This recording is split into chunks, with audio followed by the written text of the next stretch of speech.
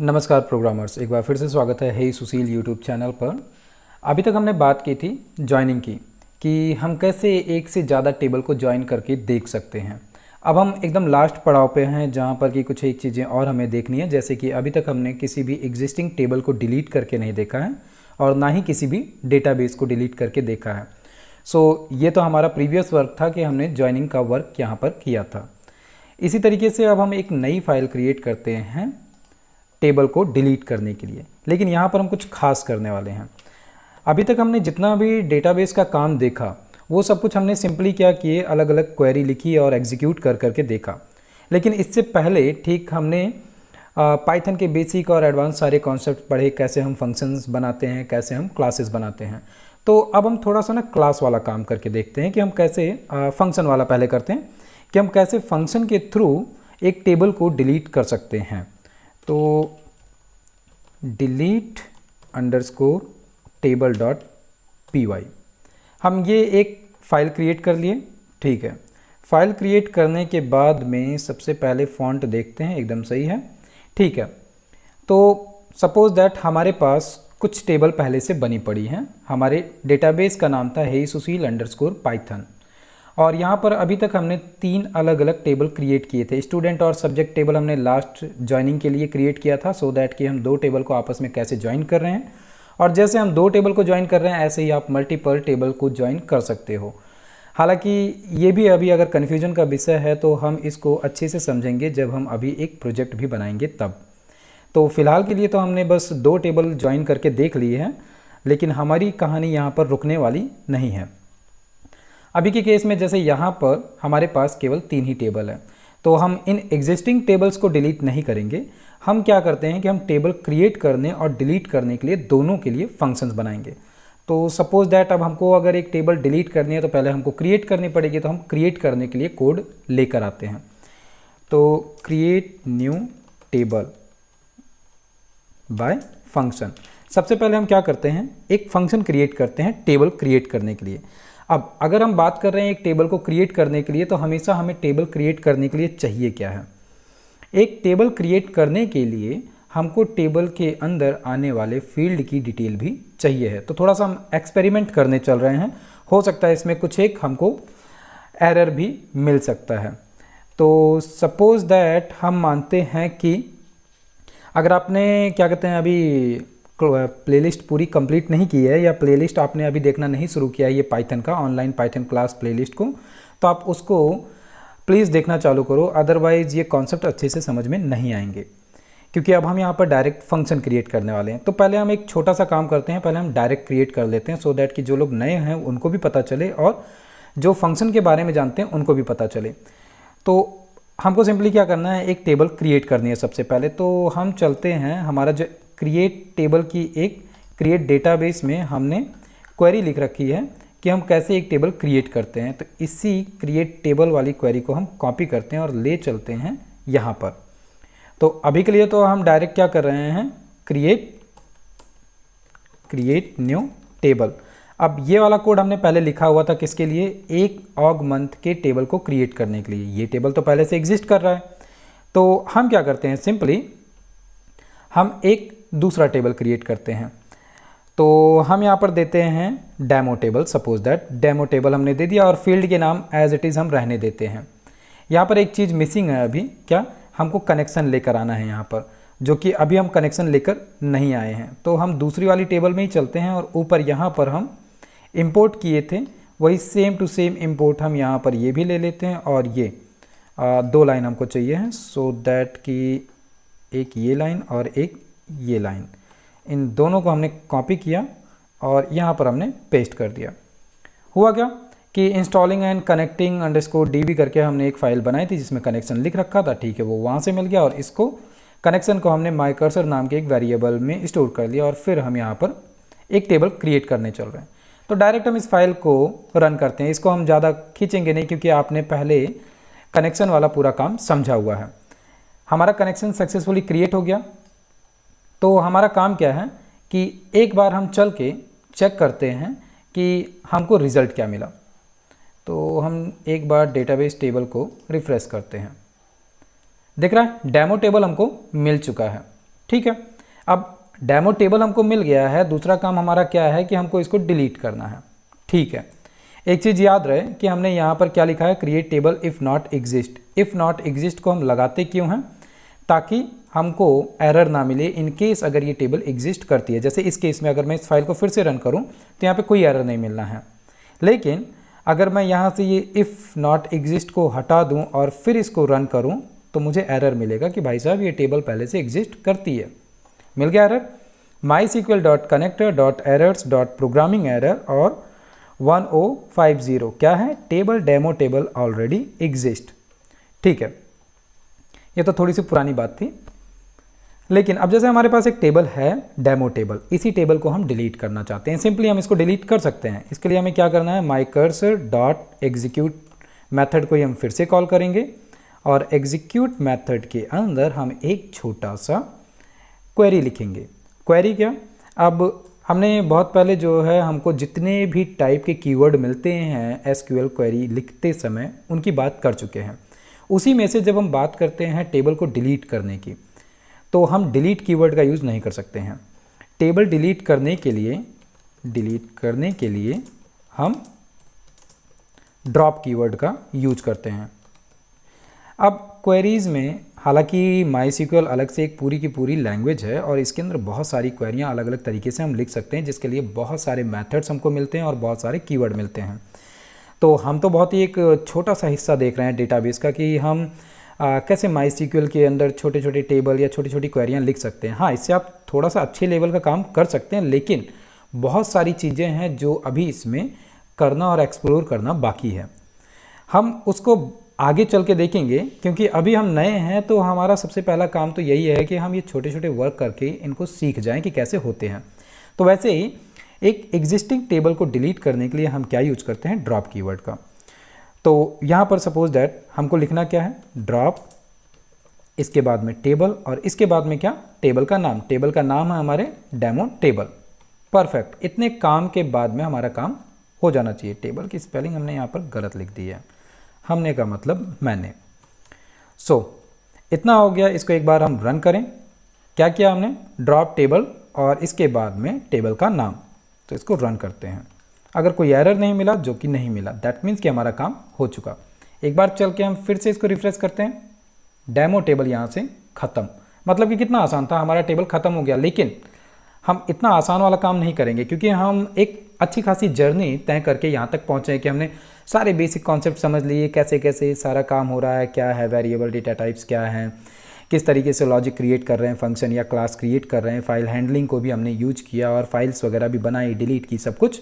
और फाइनली हम अब फाइनल स्टेज पे हैं जहाँ पर कि हम डेटाबेस को क्रिएट करना, उसके अंदर चेंजेस और अपडेट करना, ये सब कुछ देख रहे हैं।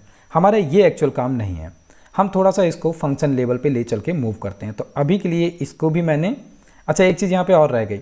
सपोज दैट एक बार तो टेबल डिलीट हो चुका, अब यहाँ पर हमारे पास टेबल तो है नहीं। एक बार अगर हम इसको फिर से रन करें तो क्या होगा, कुछ नहीं मिला।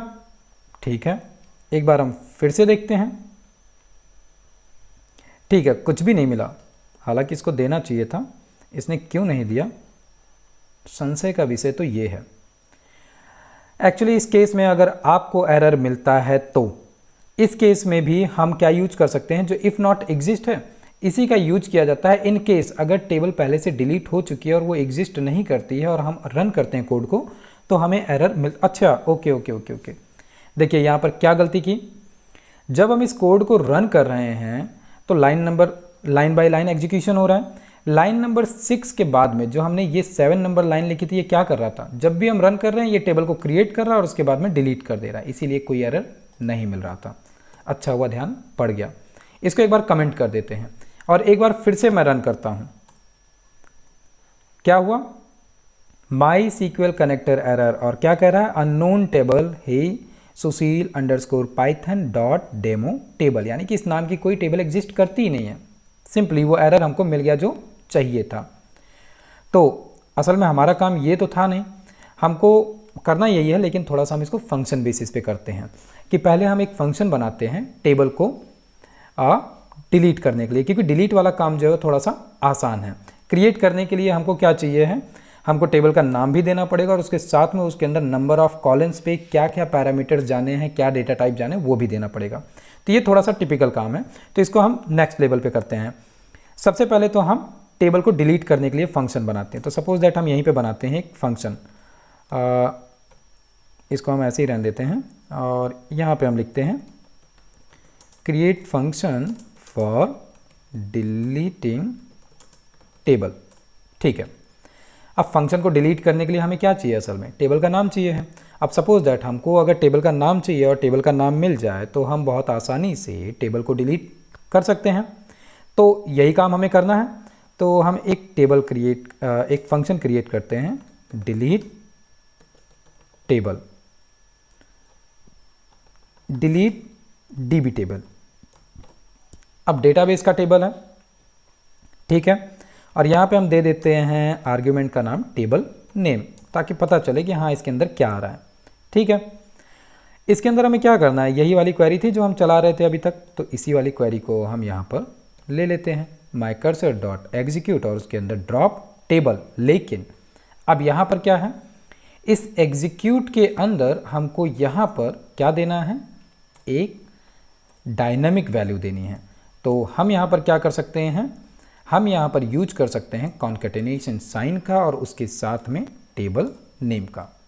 हो गया ये काम। तो पहला काम तो ये कि ठीक है, जैसे ही हम इस मेथड को कॉल करेंगे, इस मेथड को क्या चाहिए, टेबल का नाम चाहिए, टेबल का नाम मिलेगा, ये टेबल को डिलीट कर देगा। तो अभी के लिए हम यहाँ पर देखें तो टेबल तो है नहीं कोई, तो एक बार इसी कोड को रन करते हैं सो दैट कि ये वाला जो कोड है लाइन नंबर 7 का, ये एक नई टेबल डेमो टेबल नाम की क्रिएट कर देगा। और इस फंक्शन को अभी तक हमने कॉल किया नहीं, इसलिए ये अपना कोई काम करने वाला नहीं है। ठीक है, ये टेबल क्रिएट हो गई। एक बार हम इसको फिर से रिफ्रेश करते हैं, डेमो टेबल हमारे पास आ चुका। ठीक है, दूसरा काम क्या बचता है कि यहाँ पर हमको टेबल डिलीट करना है। तो इनपुट फॉर डिलीटिंग टेबल। अब हम ये इनपुट वाला काम भी असल में बाहर ना करके अंदर ही कर लेते हैं फंक्शन के, क्योंकि ये पूरा काम जो है ये यहीं का है। तो हम आर्ग्यूमेंट भी यहाँ पर नहीं लेते हैं, सिंपली जो है जब हम इस फंक्शन को कॉल करेंगे तभी ये टेबल का नाम जो है वो मांगेगा। तो हमने इनपुट लिया और इनपुट के अंदर हमने एंटर टेबल नेम जिसे डिलीट करना है। ठीक है, और ये हो गया वेरिएबल। ऐसा हमने इसलिए किया क्योंकि यहाँ पर ज़बरदस्ती हमको टेबल का जो नाम है वो बाहर से लेकर आने की ज़रूरत नहीं है। सारा का सारा काम जो इस फंक्शन के अंदर ही हो जाए, मतलब कि जब भी आप कॉल करो तो ये जो है टेबल का नाम भी वहीं पर मांगे और उस टेबल को डिलीट भी वहीं पर करें। फाइनली हम करते क्या हैं, इस मेथड को हम कॉल करते हैं डिलीट डीबी टेबल। हमने फंक्शन को कॉल किया, फंक्शन को कॉल करेंगे जैसे ये तुरंत हमसे क्या कहेगा, टेबल का नाम बताओ। हम टेबल का नाम बता देंगे और अभी के लिए इस 7 नंबर की लाइन को हमने क्या कर दिया, कमेंट कर दिया, सो दैट कि जो टेबल पहले से एग्जिस्ट करता है वो डिलीट हो और उसके बारे में पता चल जाए। तो रन किया, हमको टेबल का नाम मिला। टेबल का नाम असल में है क्या, अगर लाइन नंबर 7 को देखो तो वहाँ पे हमने लिखा है डेमो टेबल और इसको एंटर करते हैं, कोई एरर नहीं मिला। ठीक है, एक बार हम अपने कोड को रन करते हैं, टेबल यहाँ से डिलीट हो गई, दैट मीन्स कि ये काम हो गया। एक बार फिर से रन करते हैं और एक बार फिर से डेमो टेबल देते हैं, टेबल एग्जिस्ट नहीं करता, इसलिए हमको एरर मिला कि इसके अंदर डेमो टेबल नाम की कोई टेबल एग्जिस्ट नहीं करती है। ये तो एक काम हुआ कि ठीक है, अब हम इस तरीके से टेबल तो डिलीट कर सकते हैं। लेकिन शायद आपको याद हो कि हमने यहाँ पर टेबल के और भी बहुत सारे कोड लिखे हुए हैं, जैसे टेबल को क्रिएट करना, और टेबल को क्रिएट करने के साथ में इसके अंदर हमने देखा था क्या कहते हैं, क्रिएट फॉर्म ऑफ गुड्स, मतलब कि क्रिएट फॉर्म ऑफ गुड, कि हमने एक गुड्स के लिए टेबल क्रिएट किया था और इसके बाद में उसको अपडेट वगैरह किया था। ठीक है, इसके बाद में हमने फिर क्या किया था, सिलेक्ट यूज़र डेटा के लिए भी हमने यहाँ पर बहुत सारे क्या कहते हैं कोड चलाए थे, और इसमें एक हमने कोड चलाया था फेच ऑल का। ऐसे ही हमने यहाँ पर भी कुछ एक कोड चलाए थे कि जैसे कि हम टेबल तो यहाँ पर क्रिएट किए, ठीक है, टेबल क्रिएट करने के साथ में आप मुझे कमेंट करके ये बताओ कि हमने कौन सी क्वेरी चलाई थी जिसके बेस पर कि हम डेटाबेस के अंदर एग्जिस्टिंग टेबल के नाम जान सके। क्यों? क्योंकि यहाँ पर जो अभी हमने कोड लिखा है यहाँ पर एक लिमिटेशन है, क्या कि ठीक है हम टेबल का नाम तो दे रहे हैं डिलीट करने के लिए, लेकिन अगर हमको पहले से ये पता चल जाए कि हमारे पास कितने टेबल हैं तो हमारा काम थोड़ा सा आसान हो जाएगा, कि हमको ये पता रहेगा कि अच्छा ये वाली टेबल डिलीट करनी है और इस वाली टेबल को डिलीट नहीं करना है। तो आप मुझे कमेंट करके बताओ, बाकी हम इसको यहाँ पर लिखते हैं कि अगर हमको ये पहले से ही पता चल जाया करे कि कितने नंबर ऑफ़ टेबल एग्जिस्ट कर रहे हैं तो हमारा काम आसान हो जाएगा। तो इसके लिए हम क्या करते हैं सिंपली कि सबसे पहले हमें क्या करना पड़ेगा, सबसे पहले तो हमको हमारे सारे के सारे टेबल्स लेकर आने पड़ेंगे। ठीक, तो आपको अगर याद हो तो हमने अभी ऊपर जस्ट एक वेरिएबल क्रिएट किया था, क्या कि con.mydb.cursor, ये हम लाकर स्टोर किए हैं माई कर्सर के अंदर। तो यहाँ पर सिंपली यहाँ पर हम एक क्रिएट करते हैं कि प्रिंट मैसेज देते हैं सबसे पहले, ये सभी टेबल के नेम्स हैं। ठीक है, और इसके बाद में न्यू लाइन।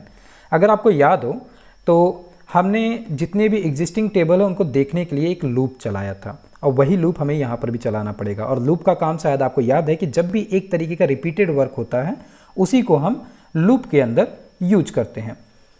तो सपोज दैट पहले तो हम कुछ नहीं, सबसे पहले हम सिंपली काम कर लें कि हम यहीं पर सिंपली देख लेते हैं कि ये सारा काम कैसे हो रहा है। तो हम प्रिंट किए और प्रिंट के अंदर न्यू लाइन दे देते हैं, और न्यू लाइन देने के बाद में माई कर्सर के अंदर हमें क्या करना है, एग्जीक्यूट को हमने कॉल किया, एग्जीक्यूट मेथड, और एग्जीक्यूट मेथड के अंदर हमें एक छोटी सी क्वेरी लिखनी होती है, क्या, सो टेबल्स। ये हमको क्या देने वाला है, ये हमको देगा कि कितने नंबर ऑफ टेबल्स एग्जिस्ट करते हैं। लेकिन अभी के केस में देखो हमारा टेबल तो डिलीट हो चुका है, ठीक है, वो टेबल से हमें अभी कोई मतलब है भी नहीं, और दूसरा जो हमने टेबल डिलीट करने के लिए बनाया था उसको हमने कॉल किया नहीं, उसको हमने कमेंट कर दिया। अभी के लिए जस्ट हम ये देखते हैं कि ये क्वेरी हमको क्या लाकर देता है। क्या मिला, नन। क्यों नन मिलता है इस केस में, क्योंकि यहाँ पर मल्टीपल टेबल्स हैं जो कि इस तरीके से हमको मिलने से रहे। तो हमको क्या करना है, ऑल टेबल्स करके हमने एक वेरिएबल बनाया और उसके अंदर जो भी कुछ ये एक क्वेरी लेकर आने वाला है उसको स्टोर कर लिया, और स्टोर करने के बाद में यहाँ पर हमने चलाया लूप, और लूप के अंदर मान लो कि हमने लिया फॉर टी और इन वाला ऑपरेटर। मुझे कमेंट में बताओ कि ये इन ऑपरेटर क्या वर्क करता है। और इसके साथ में सब कुछ हमने रखा है कहाँ पर, ऑल टेबल में, और ऑल टेबल में से जो कुछ भी हमने निकाला उसको लाकर यहाँ पे प्रिंट कर दिया। एंड ये भी अब यहाँ पर शो करने की ज़रूरत हमको नहीं रह जाती है। तो एक बार हम इसको भी रन करते हैं। None type object is not iterable. Okay, none type operator और for t in all table, मतलब कि हमने क्या गलती की, यहाँ पर हमने एग्जीक्यूट किया, माई कर्सर चलाया, एंड कुछ तो गलती हुई है। कॉन में हमने माई कर्सर लिया and then my cursor dot execute में हमने सो टेबल्स रन किए। ओके, बहुत बड़ी गलती हुई। एक्चुअल में यही गलती मैंने पहले भी की हुई थी। इसको हमें क्या कहते हैं, किसी भी वेरिएबल के अंदर स्टोर करने की ज़रूरत नहीं है, क्योंकि जो डेटा आ रहा है वो सब कुछ कहाँ आ रहा है, माई कर्सर के अंदर आ रहा है। तो हमको सिंपली क्या करना था, माई कर्सर को रन करना था। तो एक बार फिर से करें, मिल गई वैल्यू हमको कि ऑगमंथ subjects and subjects, students and subject. अब आप इसको देख रहे हो, मुझे कमेंट करके बताओ कि ये किस टाइप का वैल्यू है। तो वैल्यू तो हमको मिल गई। अगर हम यहाँ पर 0 लिख दें तो क्या कोई दिक्कत, रन करके देखें, फ्रेश वैल्यू मिल गई। ठीक है, ये तो हमको टेबल की लिस्ट मिल गई, मतलब कि ये काम हमारा हो गया। मतलब कि इसको हम निकाल के यहाँ पर ले चल सकते हैं और यहाँ पर लिख देते हैं, सो दैट कि हमको क्या मिल जाएगा, हमको यहाँ से टेबल के नाम मिल जाएंगे। तो ये सारे के सारे क्या हैं, अवेलेबल टेबल के नाम हैं। अब यहाँ से हम क्या लिख सकते हैं, एंटर टेबल नेम, जिसे डिलीट करना है, ताकि आसानी से ये पता चल जाए कि अच्छा ठीक है इन टेबल्स को डिलीट करना है। तो ये तो काम हो गया। अब इसको अगर हम रन करते हैं यहाँ पर, तो इस केस में हमको क्या मिलने वाला है, यहाँ पर हमने इसको रन किया, मिल गया कि ये सभी टेबल के नाम हैं और इसके साथ में यहाँ पर हम जिस किसी भी टेबल का नाम देंगे वो डिलीट हो जाना है। अभी हम डिलीट नहीं करना चाहते हैं, ठीक है, हम यहाँ से बाहर निकलना चाहते हैं। तो हम क्या कर सकते हैं, सिंपली एंटर करते हैं। एंटर करने से क्या हुआ कि हमने कुछ भी यहाँ पर इनपुट दिया ही नहीं, इसलिए हमको ये मिला। अब आप इस तरीके के एरर को सीख चुके हो कि कैसे हैंडल करना है, तो आप इसको करके ट्राई करो। तो हमने यहाँ पर टेबल डिलीट किया। टेबल डिलीट करने के लिए हमने फंक्शन क्रिएट किया। अब फंक्शन के अंदर हम वैल्यूज़ को क्या करते हैं, एक टेबल का नाम देकर टेबल को डिलीट कर सकते हैं। तो उसके लिए हम क्या करते हैं, सबसे पहले एक टेबल क्रिएट करते हैं और अभी के लिए इसको हमने कमेंट किया और एक बार रन किया, सो दैट कि डेमो टेबल जो है वो क्रिएट हो चुका है। और एक बार हम क्या करते हैं, इसको फिर से कमेंट कर दिया, सो दैट कि हम अब टेबल को डिलीट करें। मिल गया डेमो टेबल, ठीक है। यहाँ पर हम क्या देते हैं, demo table and delete. Table delete हो गई। वेरिफिकेशन के लिए हम देख सकते हैं यहीं पर कि ठीक है, हमें अब 3 ही टेबल मिल रही है, चौथा टेबल नहीं मिल रहा है।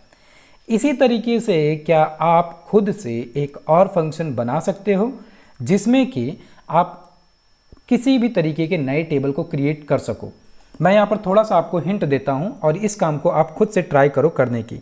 करना क्या है कि यहाँ पर आपको रिक्वायरमेंट पड़ेगी किस चीज़ की, मल्टीपल आर्ग्यूमेंट्स की। मतलब कि टेबल का नाम तो एक ही रहेगा, ठीक है। हम असल में इस कॉपी यहीं पर मैं लिखता हूँ इसके बारे में मल्टी लाइन कमेंट में कि आप क्या कर सकते हो यहाँ पर। अब देखो, आप अगर थोड़े से क्यूरियस हो इस चीज़ के लिए, टेबल फंक्शन आइडिया, तो आप ज़रूर करोगे। अदरवाइज़ अगर आप अभी केवल मन नहीं बन पा रहा है और देख रहे हो केवल और कुछ कर नहीं रहे हो, तो फिर ये सीखने में थोड़ी सी हो जाएगी मुश्किल पाइथन को। क्योंकि ये जो सब्जेक्ट है ये प्रैक्टिकल का सब्जेक्ट है और आप इस तरीके के छोटे छोटे एक्टिविटीज़ कर करके अगर ट्राई नहीं करोगे तो फिर प्रॉब्लम आपकी लगातार बनी रहेगी और आप पाइथन सीख नहीं पाओगे। सो दैट कि आप थोड़ा उंगलियों को कस दो और थोड़ा सा इसको डेडिकेशन के साथ स्टार्ट करो करना। आइडिया देता हूँ। सबसे पहली चीज़ क्या है, इसको मैं पॉइंट वाइज लिखता हूँ। टेबल का नेम जो है तो एक ही है, सो इसको सेम एज डिलीट में टेबल नेम जैसा यूज किया जा सकता है। मतलब कि टेबल का नाम तो एक रहना है, मतलब कि उसके लिए एक वेरिएबल हो गया कि ठीक है, यूज़र क्या करेगा, सबसे पहले टेबल का नाम देगा, ठीक है। दूसरी चीज़ क्या है, यहाँ पर टेबल में मल्टीपल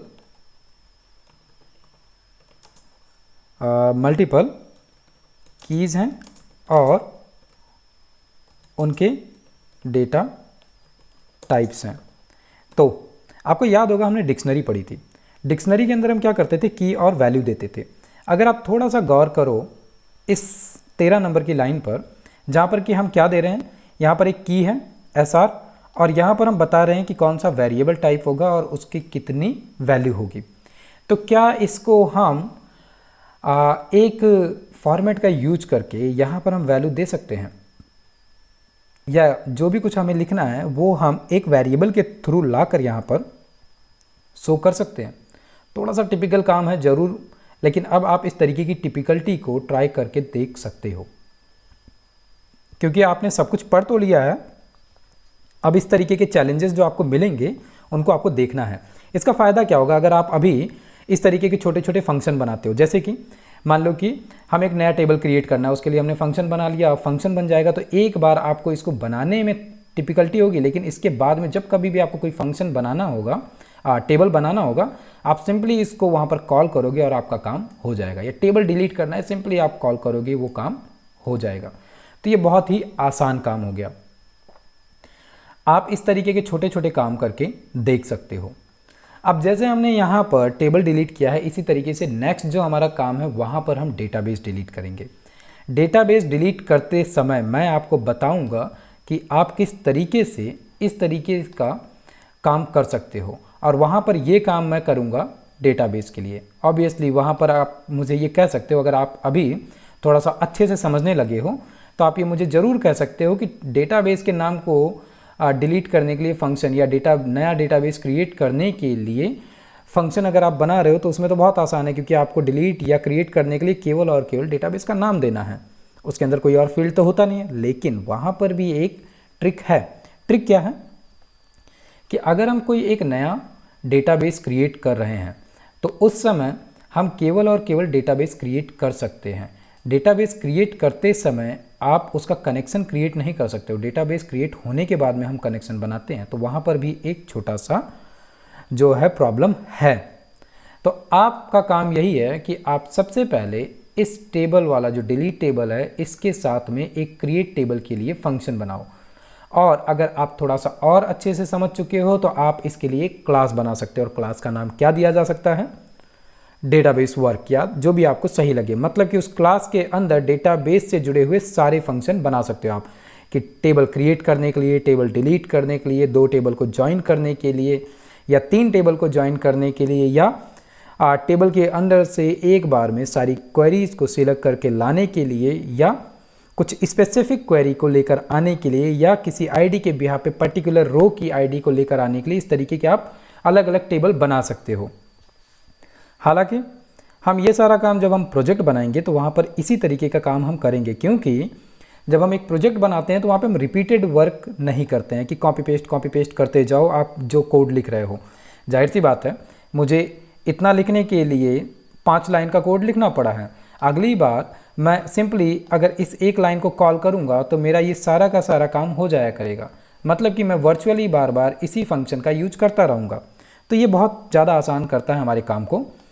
लेकिन अभी भी हम इसको सीख रहे हैं, तो जिन लोगों को अभी भी इस पर थोड़ा सा डाउट है तो वो मुझे कमेंट करके बताओ कि आपको क्या प्रॉब्लम आ रही है, या अगर अभी आपने इसको पूरे प्लेलिस्ट को देखना नहीं चालू किया है, सो दैट कि आपका काम पहले क्या है कि आप सबसे पहले एक टेबल क्रिएट करो, सबसे पहले आप इसको सीक्वेंस से देखना चालू करो। ठीक है, फिर मैं मिलता हूँ नेक्स्ट वीडियो में जहाँ पर कि हम बात करेंगे कि डेटाबेस को कैसे डिलीट करते हैं। तब तक आप ये पूरा काम कर लो, और साथ में जाते जाते चैनल को सब्सक्राइब करना और मेरे चैनल को दूसरों को शेयर करना मत भूलिए। ये एक बहुत ही अच्छा सपोर्टिव वर्क होगा आपकी तरफ से। बाकी आप तब तक कोड करते रहो, मस्त रहो। मिलता हूँ मैं नेक्स्ट वीडियो में, तब तक के लिए नमस्कार।